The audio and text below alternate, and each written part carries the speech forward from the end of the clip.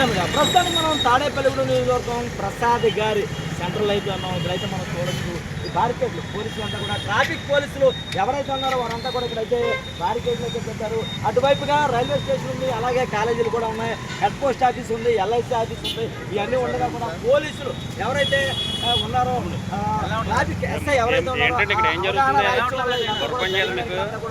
మరి ఇటువైపు చూడొచ్చు. ఇటువైపు అంతా కూడా రాంగ్ రూట్ లో వెళ్తున్నారని దీనికోసం అంతా కూడా అక్కడ అయితే బ్లాక్ చేయడం జరిగింది.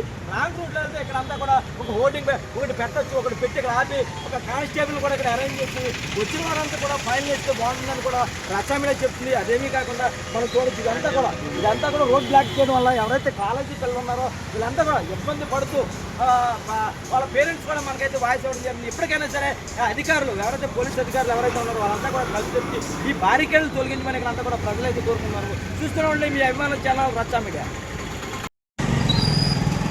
ఇక్కడ ట్రాఫిక్ వారు ఇది ఇలాగ క్లోజ్ చేయడం చాలా అమానుషం.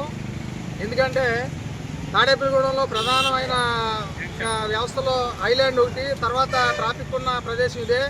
దీన్ని ఇలా బంధించడం, ఇటు నుంచి పోస్ట్ ఆఫీస్కి కానీ రైల్వే స్టేషన్కి కానీ, ఇటు ఇలాగా ఎస్బీఐకి కానీ, ఇలాగ హాస్పిటల్స్కి కానీ ఇది మెయిన్ రహదారి. ఈ రహదారిని ఇలాగ బంధించడం అన్నది చాలా హేయమైన చర్య.